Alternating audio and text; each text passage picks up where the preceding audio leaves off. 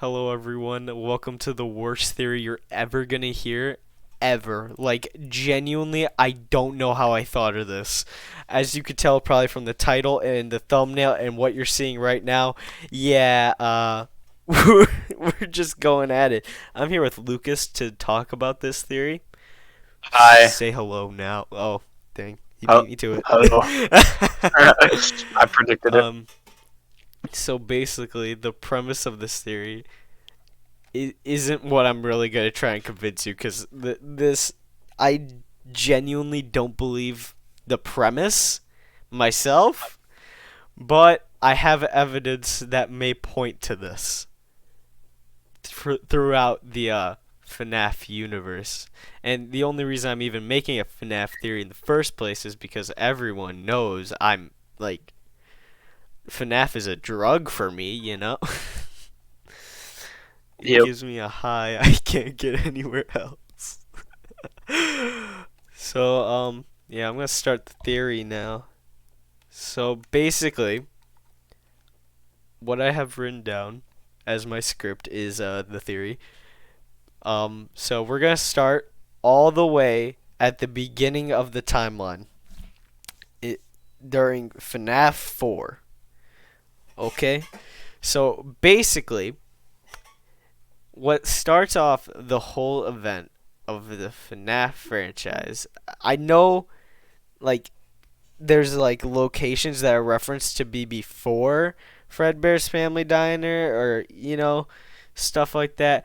But I'm just gonna start with the games. Basically, I'm just gonna keep it in the games. Like, I don't know how to explain it. Basically, the games only. That's it. And also later on the books because I need to clarify some stuff there. But FNAF 4, the event that kicks off the whole game series is Elizabeth's death at Circus Baby's Pizza World, which has been confirmed to be an actual location via like what was it a turning a file, I believe, or an image into a text document, something like that, looking into there. And so her death happens, and that basically just shuts down that place. And later on in the timeline, it becomes Circus Baby's rental and repairs. And then here's where evidence for the theory begins, which also points to a different theory being true, but I'll also get into that later. Um, while playing FNAF 4, if you go, I forget which night. I'm sorry, but I remember this happening. In Elizabeth's room, you could see on the floor the Mangle.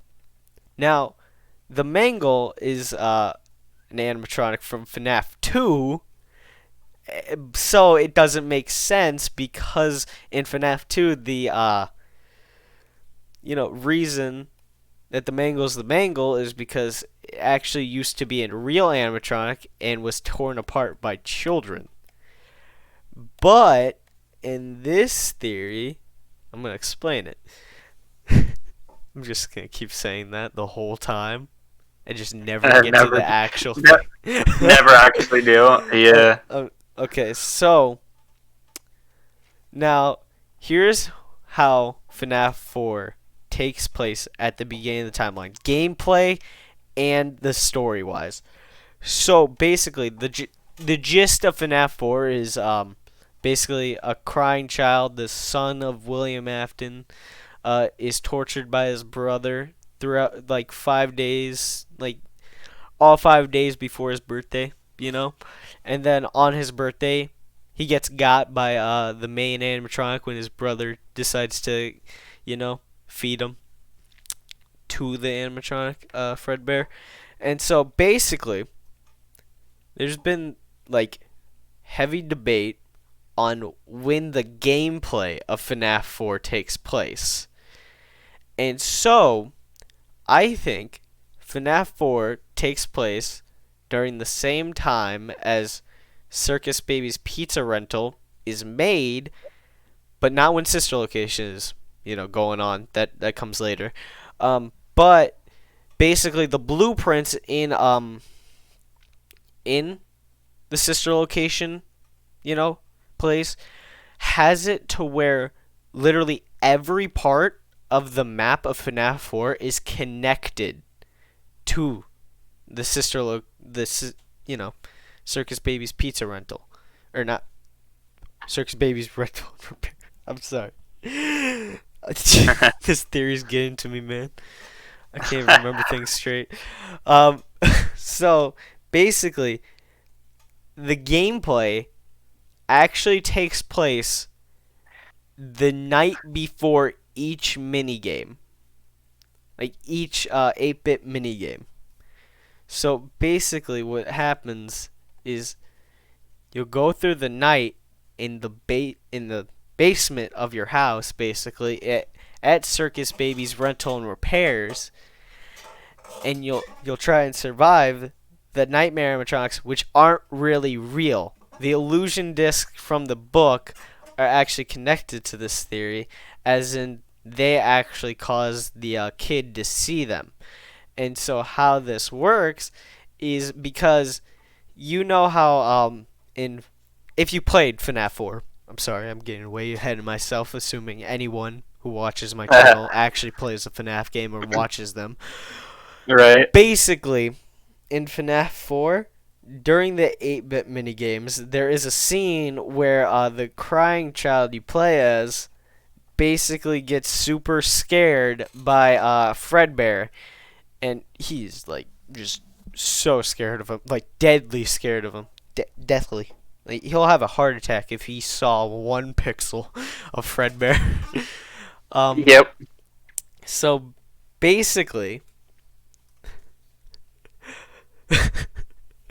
he's scared of Fredbear, and at the restaurant, because of the fact that he sees the nightmare animatronics that his father forces him to try and test out the illusion disc effects, and that's why he is scared of them. And so basically, William Afton is a terrible father. And then every single moment of FNAF 4 is connected to each other. There's not like a jump forward to where you're having memories further on in the timeline to back then, and no, this is all taking place in real time. And so once the crying child gets his head chomped by Fred Boy, he he doesn't die. I'll explain that later. He does not die in FNAF 4.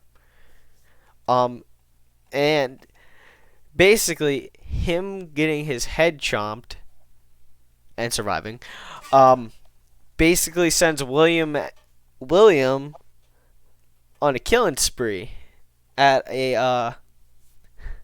multiple locations, including but not limited to 2. Basically, the first location he commits a murder is his first murder, aka Henry's daughter named Charlie, at a restaurant that Henry creates, which is the theory I'm going with because it makes the most sense for that part of the story. Right. And then the second time he murders, this is going into the Fazbear Frights canon, which I think connects to the games. Basically, what I think happens is there is a 1985 location, which is said in the first Fazbear Frights to be a thing. And that is his second set of murders. Now, they don't go on to possess any animatronics, but he did commit murder at that point because of what has been happening to his family. And now we get to sister location. Now, as we all know, FNAF 2 and FNAF 4, I'm sorry, I forgot to tell you about this. FNAF 4 has been pretty much confirmed to take place in 1983. Now, FNAF 2, which is what we're going to get into next, takes place in 1987 because of this little known thing called the Bite of 87, you know? But Yep. in between those is sister location. Now, I believe that our boy Michael, aka the person that got his brother killed, yeah, William has 3 children. I forgot to mention that as well. So basically, Michael, in my canon, you can literally say he's between 18 and 16 during FNAF 4. Now, how I can prove that is I really can't, but if you look at his design and the way he acts towards his brother, that really feels like the really old brother stereotype, and then he repents for his actions by taking on the chore of going down and trying to find his sister in Circus Baby's rentals and repairs during the events of sister location. Now, why I say he is 16 to 18 during FNAF 4, 16 being the lowest, is because he's supposed to be a little bit older than he is in FNAF 4. I know most people would probably think he's a lot older, maybe in his 30s or something like that. I think he's like the earliest 19 in sister location, aka 16 to 19, or at the most he's 18 to 21. So basically 21 during the events of sister location. And basically, here's why it has to take place in 1986. So 1986 makes it so when Michael, I'm literally gonna spoil every FNAF game. Sorry guys. The ending of Sister. There's no spoiler alert. Screw 'em. The ending of Sister Location has Michael get got by a thing called the scooper, aka it sucks out all your organs, but it doesn't suck out this thing called remnant. Now, remnant is a very tricky thing in the FNAF lore, but I'll go into it probably never, but I'll try and squeeze it in there if I think I can. Now, basically, once Michael gets scooped, Ennard takes control of his body. Ennard is the amalgamation of every character in Sister Location, aka basically 3 idiots and Circus Baby. Circus Baby, by the way, is Elizabeth. That's the one that killed. Like, Circus Baby killed Elizabeth, and now Elizabeth took over Circus Baby. And so now, once Michael does what he gotta do, he gets scooped, Ennard takes control of him, and here's where we go into our first roadblock that I figured out a great way past. So, basically, my boy, Michael, at the end of Sister Location's custom night, if you beat the whole thing, you get these mini cutscenes throughout each challenge you beat that shows him deteriorating to Ennard, like, to his purple form. And so, basically, my boy Michael over here, at the ending, the complete ending of 2020 mode, not 2020 mode, something mode, I forget, I think it's 1020. He basically says that he's gonna go find his father. That's the gist of it. That's all you need to know. Now, because of what's playing in the background is footage of FNAF 3, people have always thought that sister location must take place after FNAF 3. Now, here's why it takes place in 1986 and not after FNAF 3. Basically,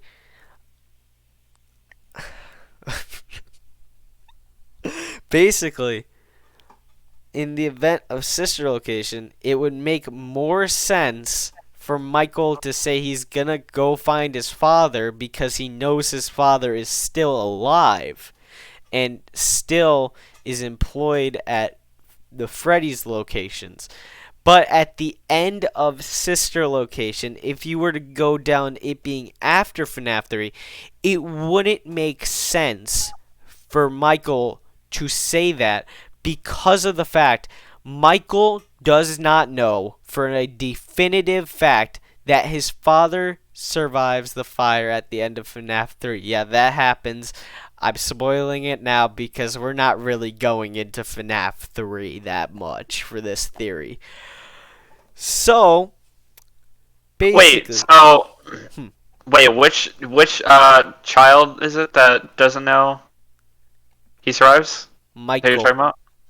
Michael. Does Michael go, like, in this, like, lore, does he, like... Michael is the protagonist of the whole series. Oh, never mind. You play as Michael in 3? You play as Michael in all of them, baby. Okay.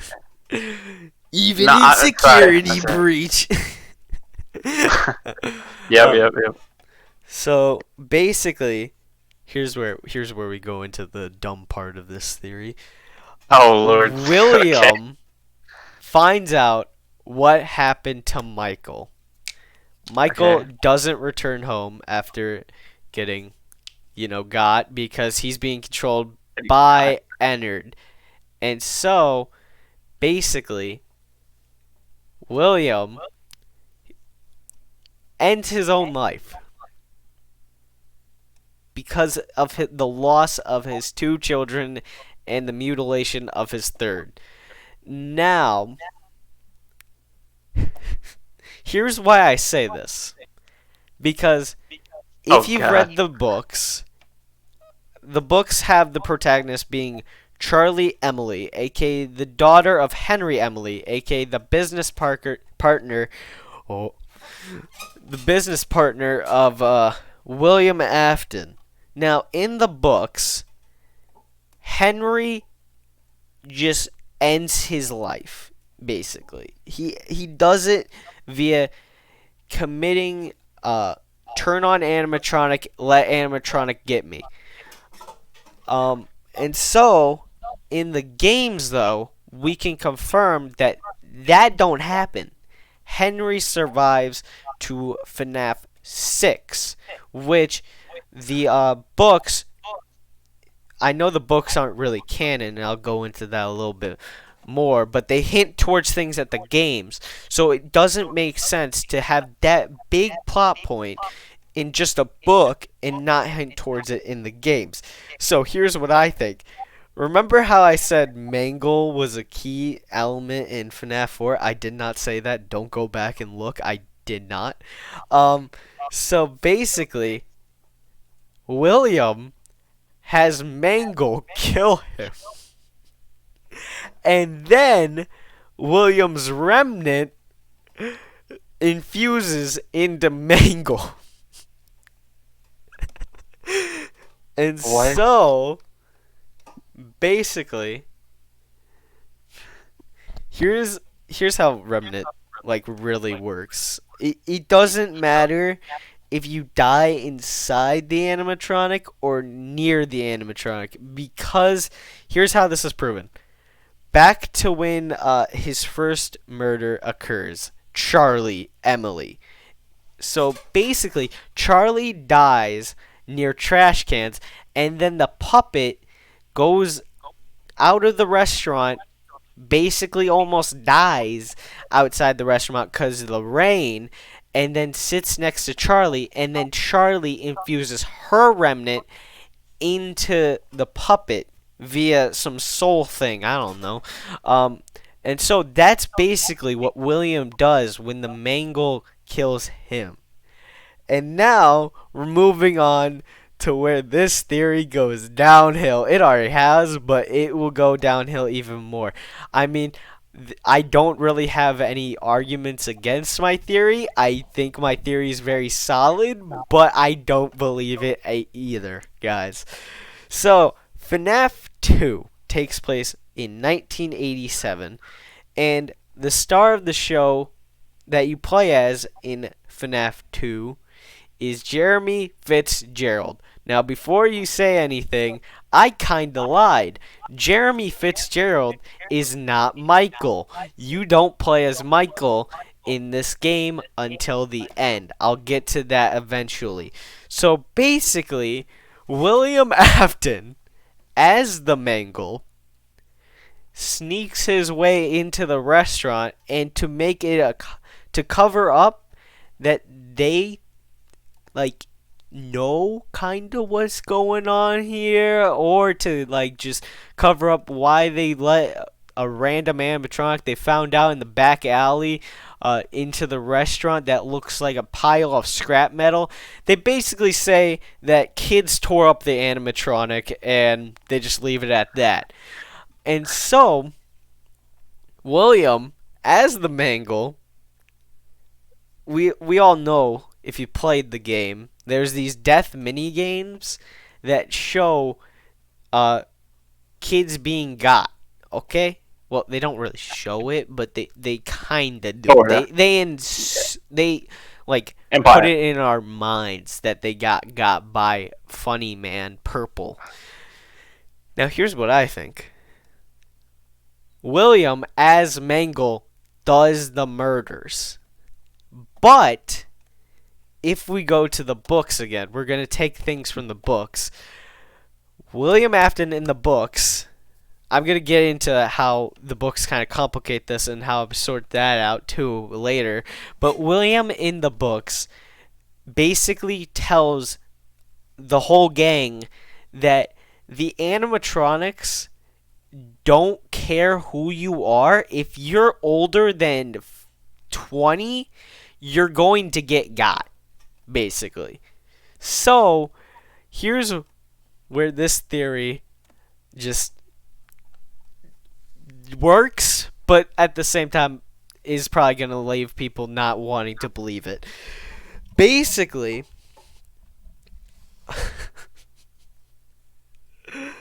oh my god. They think Purple Guy, the guy we all think of as William Afton, what they think is William Afton, or just Purple Guy, but they think it's the man, the myth, the legend, William Afton, because he's the co-founder of the Fredbear's Family Diner. He's actually a different employee. Now, how this also works is if you take the gameplay of FNAF 2, basically,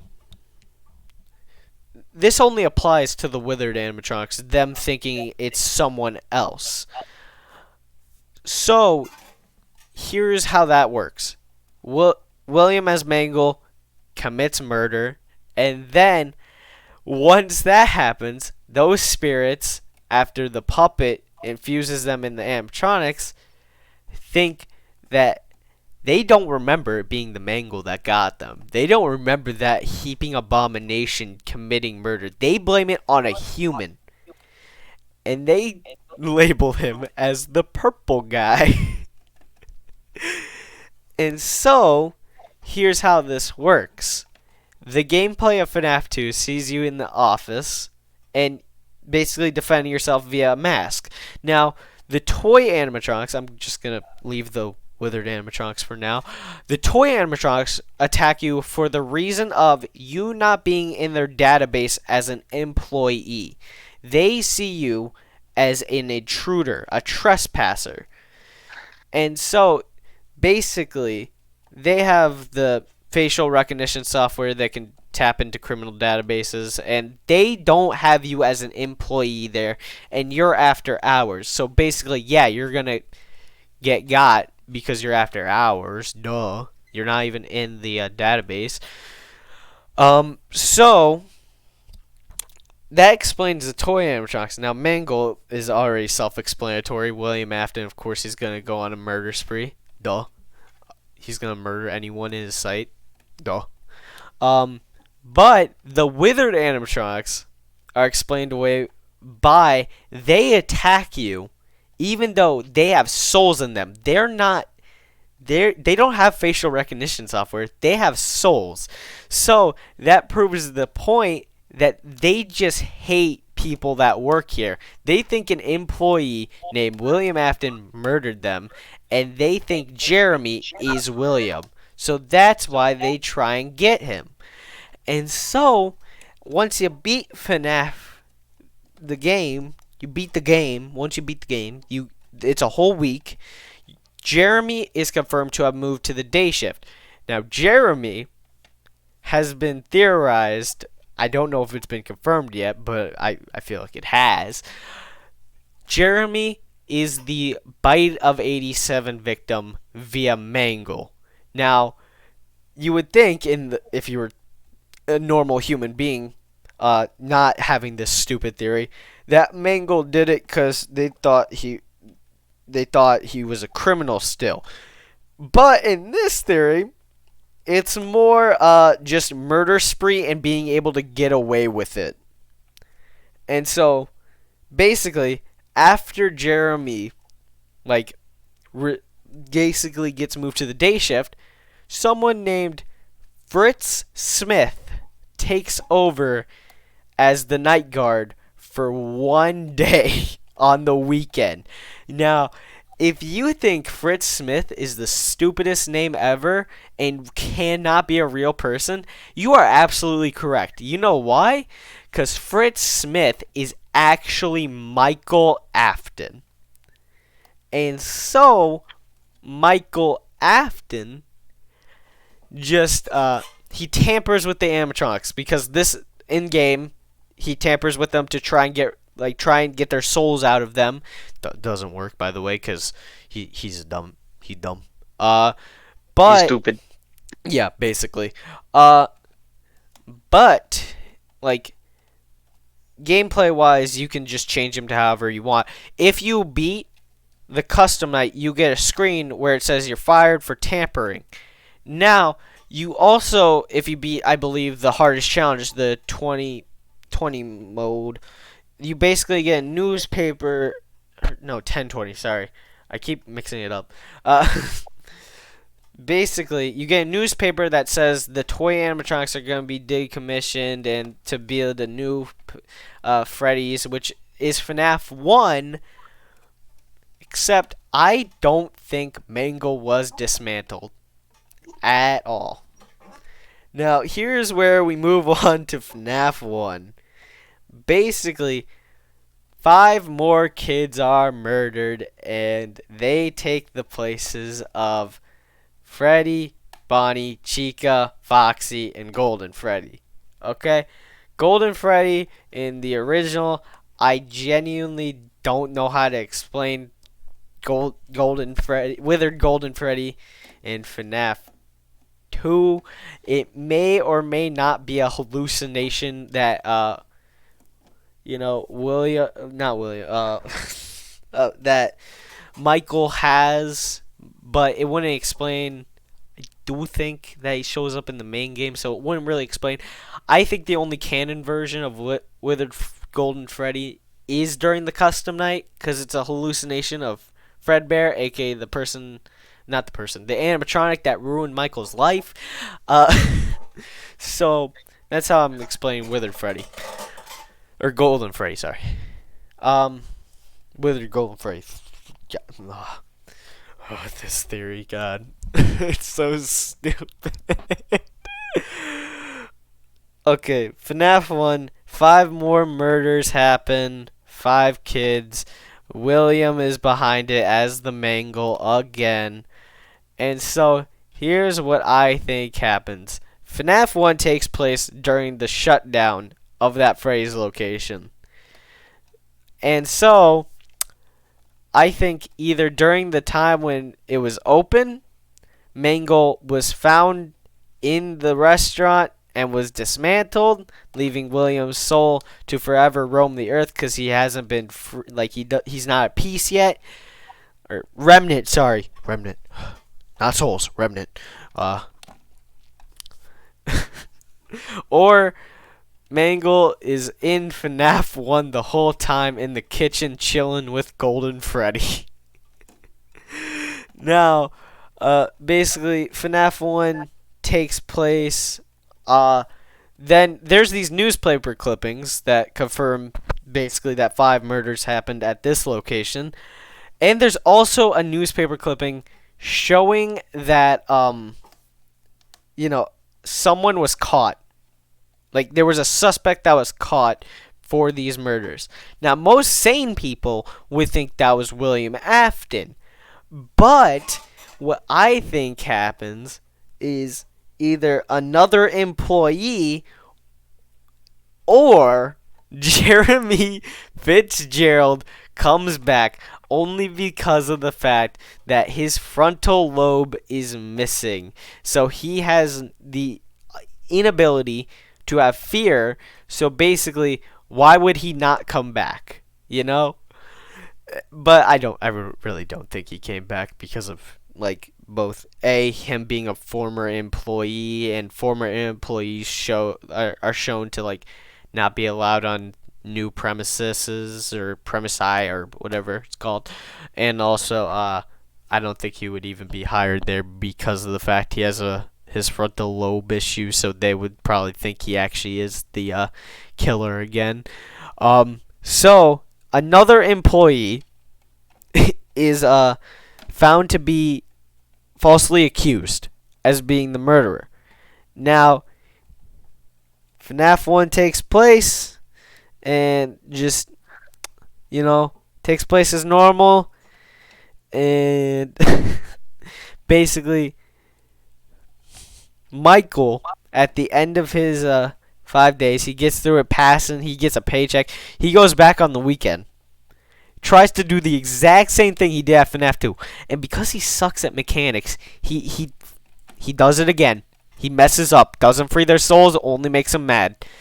And so, basically, oh my God. So, basically, he gets fired again for the exact same reasons as FNAF 2. And so, then, the accused suspect, after being released, which is after FNAF 1 takes place, I don't know, shortly, longly, I don't know, but during the in-between of FNAF 1 and FNAF 3, the suspect comes back and dismantles the animatronics, like we see in those cutscenes. Now, he's purple because this is the view of the kids. They think every person they accuse of being the killer is seen as purple. Now, basically, by the way, all of this currently that I'm talking about is from the FNAF 3 mini games. Doesn't take place. Does not happen in FNAF 1. Happens later on in the timeline. But basically, it's a showing what happened. Why there's a killer rabbit bunny thing. So the suspect, after dismantling all the animatronics, is then cornered by their ghosts. Ghosts and remnant are the only two things that exist. No souls. There is no souls. You have no soul. Remember that. So the ghosts then proceed to spook the ever-living daylights out of the guy, which is why it can't be Jeremy, because him having the frontal lobe gone literally would make him not be able to fear at all. And so, basically, he then gets in the spring Bonnie suit, and he gets caught. The suspect, the falsely accused suspect, gets got. Now, here's where this becomes speculation more than theory. I believe that this man's soul is put to rest when he dies. And then William's soul, which I can confirm this is a real thing that can happen in the FNAF universe. William's soul takes his place because he was dismantled. I'm actually going with that. He was dismantled after the 5 kids were murdered because they found them in the floorboards, I guess. I don't know. So basically, he takes over as Springtrap. Now, FNAF 3, like I said earlier, literally, this theory does not mess with FNAF 3 at all. If you don't believe it, FNAF 3 stays the same. If you do believe it, FNAF 3 stays the same. So, then, basically, that's it for FNAF 3. Now, we go on to FNAF 6. Now, with FNAF 6, we actually can confirm how William became Springtrap. It's because of the fact Scraptrap exists.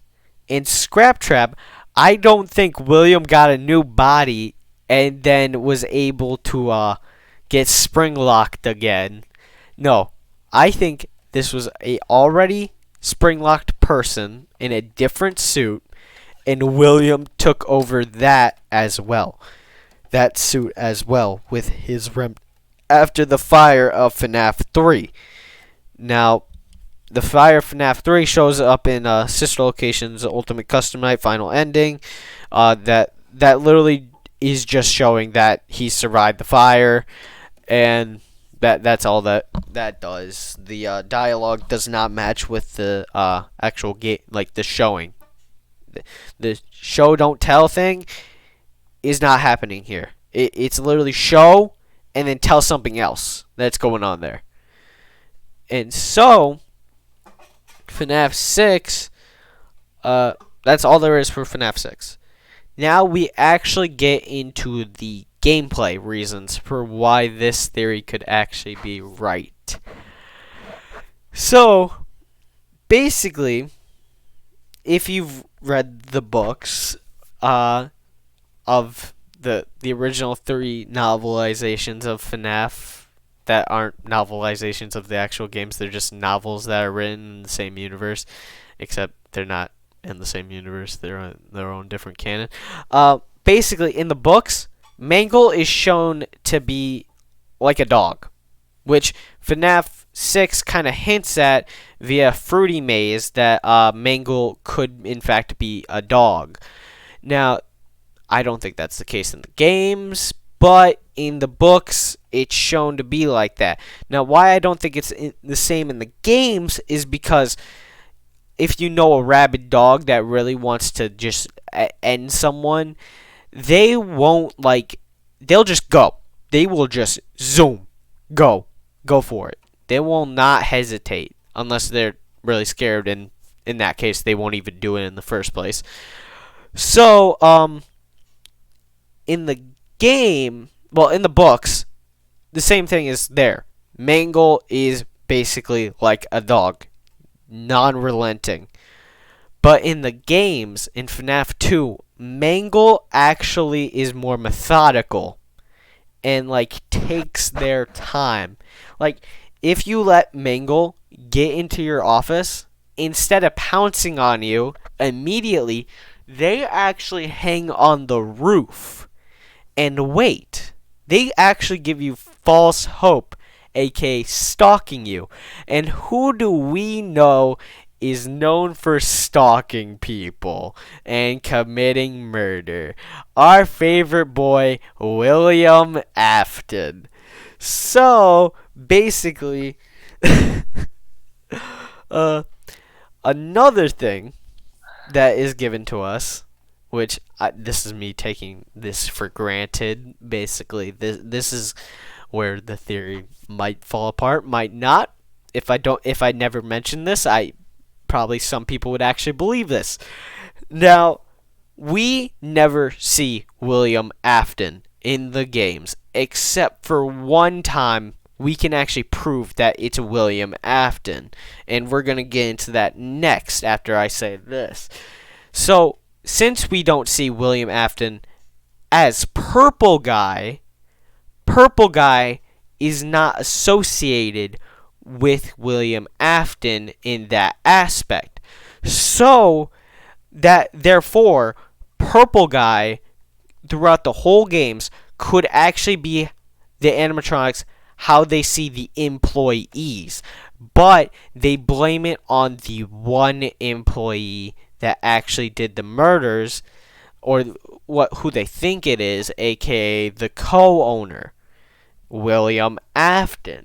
But William Afton is secretly one of them. That's why they don't remember like that, which is also said in the books.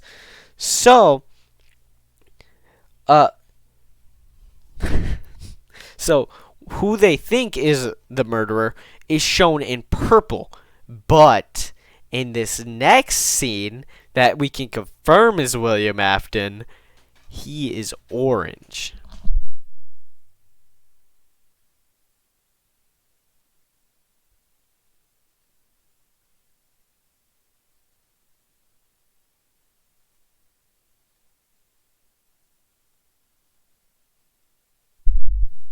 Hello? Technical difficulties. Uh, Hey. so Wait, what's happening? technical difficulties. Sorry. Oh, okay. So the next time the first time technically we see William Afton actually as a human is in Midnight Motorist. Now, Midnight Motorist shows William Afton having a purple car, but when he gets home and once he visits the place called Junior's, he's actually shown to be orange, and here's why. This is a flashback to before FNAF 6, and basically this confirms that the crying child does not die in FNAF 4 and does not possess any animatronics, and also confirms that Junior's is actually FNAF 2 because of the fact that we see animatronics coming to the window of the crying child and snatching him up, which it could not be William because William gets mad at him for getting snatched up. And so, basically, it also is confirmed that this is a prequel to Sister Location, and also takes place after FNAF 4, is Michael watching TV. Now, this may be the stupidest detail ever, but we also see Michael watching TV in FNAF Sister Location. So, this becomes a habit for him, which is why he does it after every shift. So, that is proven to be Michael because of that. Now, time to go in the biggest wrench of this theory ever, which actually, no, the second biggest. The first is how nonsensical this theory actually is. But this is the last piece of evidence that I could think of that disproves this theory, and I have made a workaround around this. So, the books. The books show us a character named Dave, and he is confirmed to be William Afton. Now, William Afton is shown to get got by the spring bodysuit by Charlie. And that would be a very, reminiscent scene of the kids getting William Afton in the suit in FNAF 3's minigames. But the books and the games are different because of the fact Henry Emily is shown to be alive and kicking in FNAF 6. And so, because of that, they don't always parallel each other, because in the books, Henry is kaput. He done for. He did himself. So, we don't see that happen to any adults. So, that leaves the door open to William Afton actually being the one to do that, not Henry. So, that it also shows that William Afton in the books literally gets his body back. Now, I don't think like that at all happens during the games. Like, I think that's just not there. So it like kind of shows though a little bit that how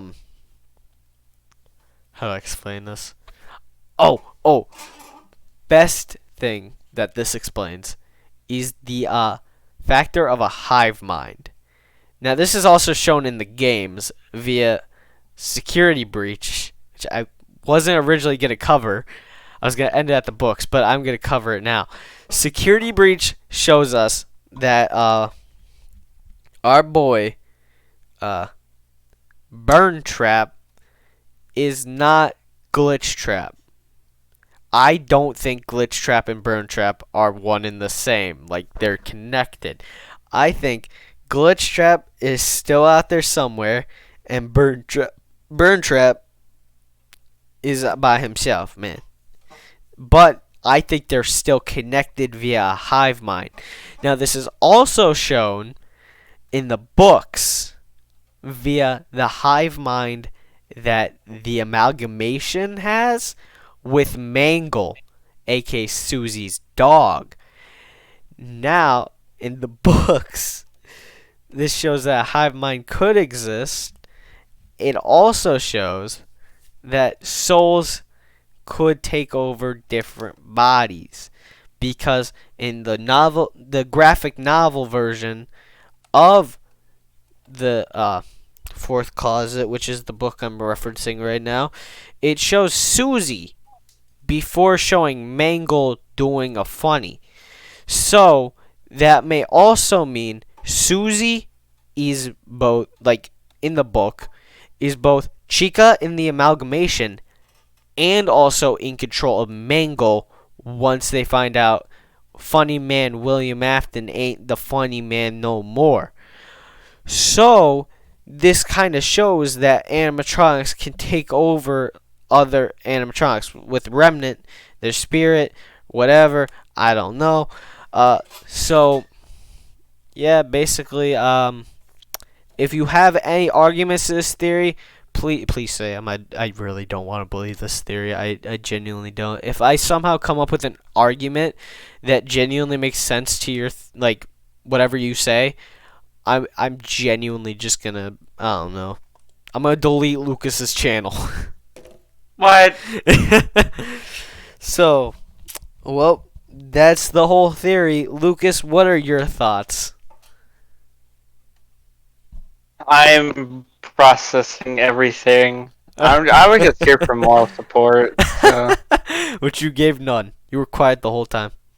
you did great. That was my moral support. Well, I'm gonna talk to Lucas after this recording, see if he can make any sense of this. Hopefully, I post this video. I don't know. I didn't post the podcast. I didn't like how it turned out, but this video, I like how it turned out. It was fun. It was also funny to laugh at myself for how stupid this was, and also to tell Lucas that his channel is bad because he can't even make theories like this. Damn. Okay, I see how it is. Hey, no swear words. We're on a family friendly channel. Oh, my bad, my bad. Anyway, okay. That wraps up this theory. Please disprove it, I beg of you. But use some of the evidence that didn't involve William Afton being Mangle in your own theories, because I actually think those are kind of true. So, yeah. Everything besides William Afton being Mangle, I think I really like believe. It's just, I just found like so much evidence that could confirm that this is the case. I don't know why I thought of this idea, but I did. So take it as you will. This may just be a stupid theory that is thrown out via new evidence that's found out via the Fazbear Frights or the Tales from the Pizzaplex or anything like that. And also, one last thing I need to add to the theory from Sister Location, or not Sister Location, Security Breach is the matter of the fact of the blob. Now, in Matt Pat's one of his newer theories, he infers that the blob is not actually the souls of the actual animatronics that have like Mangle, Puppet, Circus Baby, Bonnie, Chica, Funtime Freddy, all those guys in them. Now that theory, I believe, is true, therefore making it so William Afton and the Mangle's corpse, like remnant of remains of William Afton Mangle, is non-existent, and therefore putting an end to that. I just think that same with how the amalgamation and Mangle works in the books. I think that's how Burn Trap and you know, Blob and the Glam Rocks, all of that. I think that's how it works. Basically, the hive mind thing, except like he doesn't always have control in the case of Glamrock Freddy. So, yep, that's basically it. I really just I like making a theory about the first games and not Help Wanted or Security Breach, because those games don't really need theories anymore than they already have. So, and I definitely could not do them justice. But I think this theory is stupid, like the premises, but the actual contents of the theory that don't involve the premise are perfect. So anyway, bye guys. I want Lucas to say his last words before I actually finish it. Whoops. Final words, Lucas, go.